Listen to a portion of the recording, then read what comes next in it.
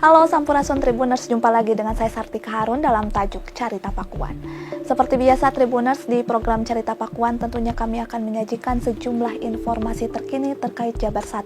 Di antaranya, Deddy Mulyadi menaikkan kontrak MOU kerjasama dengan 2 perusahaan besar yang siap menampung lulusan SMK. Lantas seperti apa informasi selengkapnya?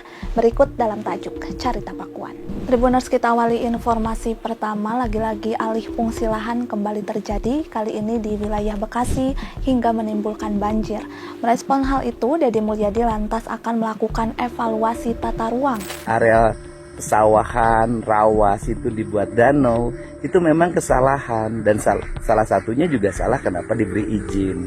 Untuk itu maka tindakan gubernur, satu, membuat surat edaran agar seluruh perumahan pemukiman yang dibangun di areal yang terlarang itu dihentikan. Tak tanggung-tanggung, Deddy bahkan akan menghentikan pembangunan perumahan di kawasan sawah dan rawa. Menurutnya, banyak sawah dan rawa di Bekasi beralih fungsi menjadi perumahan dan tak lagi sebagai resapan air. Di samping itu, pihaknya akan mengubah tata ruang di tingkat kabupaten kota agar fungsi lahan kembali sesuai peruntukannya. Langkah lainnya yang diambil Deddy Mulyadi ialah pembangunan danau yang menjadi kebutuhan mendesak untuk menampung limpasan air saat curah hujan tinggi. Deddy menambahkan pembangunan Danau Cibeet merupakan solusi jangka panjang yang perlu dipercepat penyelesaiannya. Deddy menegaskan khusus hutan, sawah, rawa, dan sungai di wilayah Bekasi, Depok, Bandung Raya, dan Bogor agar tidak dialihfungsikan, pembangunan hunian vertikal harus menjadi pilihan utama agar terhindar dari banjir. Berikutnya Tribuners, mengenai bencana longsor di Cisarua, Kabupaten Bandung Barat, Deddy Mulyadi berencana akan mengubah lahan bekas longsor menjadi kawasan hutan bambu dan tanaman buah. Pemerintah Provinsi Jawa Barat memutuskan akan memulihkan lahan terdampak dengan melibatkan masyarakat setempat untuk tetap memberi penghasilan bagi warga. Deddy menilai kawasan terdampak perlu dikembalikan ke fungsi awal sebagai kawasan hutan untuk mengurangi risiko bencana serupa di masa depan. Terkait perubahan menjadi kawasan hutan bambu, dosen Sekolah Ilmu Lingkungan Universitas Indonesia Mahawan Karuniasa menilai rehabilitasi lahan bekas longsor tak sekedar memahami lereng. Menurutnya, zona longsor dengan tingkat kerawanan sangat tinggi dan kemiringan lereng di atas 25 derajat diperlukan tanaman dengan akar tunggang yang dalam dan kuat. Jenis pohon jati, mahoni, atau puspa dinilai lebih sesuai untuk lokasi tersebut. Sementara bambu memiliki sistem akar serabut yang rapat sehingga efektif mengikat tanah permukaan dan menahan erosi. Tanaman bambu lebih cocok ditanam pada lereng dengan tingkat kemiringan yang lebih landai atau curam sedang. Kombinasi bambu dan tanaman buah dinilai dapat memberikan manfaat ganda. Mahawan menyebut akar serabut bambu membantu menahan lapisan tanah bagian atas, sedangkan tanaman buah berkayu memperkuat lapisan tanah di bawahnya. Hanya saja, menurutnya di lereng yang curam atau tanah vulkanik dan koluvial dengan kemiringan di atas 25 derajat yang mudah jenuh air, penanaman vegetasi saja tidak cukup. Mahawan menegaskan perlunya pengambilan keputusan rehabilitasi area pasca bencana berbasis ilmu pengetahuan.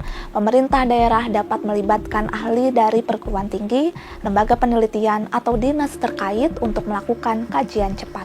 Beralih ke informasi penutup Tribuners, baru-baru ini Deddy Mulyadi menggait 2 perusahaan besar yang menjanjikan lapangan kerja. Sebagai bentuk komitmen, Deddy Mulyadi menandatangani nota kesepahaman atau MOU dengan 2 perusahaan saat berkunjung ke SMKN 1 Karawang. 2 perusahaan tersebut diantaranya PT Deli Indonesia Office Technology dan PT CBL Solusi Logistik. PT Deli Indonesia Office Technology sendiri merupakan anak perusahaan dari Deli Group, yaitu perusahaan asal Tiongkok memproduksi perlengkapan alat tulis kantor. Sementara PT CBL Solusi Logistik merupakan perusahaan penyedia jasa logistik dan transportasi yang beroperasi di Indonesia. Deddy mengungkapkan nantinya 2 perusahaan tersebut akan membutuhkan sebanyak 3.000 orang tenaga kerja.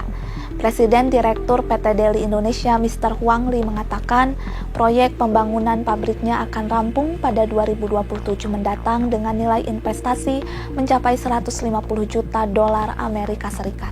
Adapun PT Deli Indonesia ini memulai persiapan perekrutan sejak awal agar sumber daya manusia yang dibutuhkan sesuai kebutuhan perusahaan. Sementara lewat kerjasama dengan PT CBL Solusi Logistik, Dedi berharap dapat menjadi solusi alternatif transportasi lewat jalur yang bebas macet, termasuk membuka lapangan kerja. Terkait jalur transportasi laut, Pemprov Jabar tidak mengeluarkan biaya namun memberikan izin bagi perusahaan logistik untuk membangun jalur transportasi laut.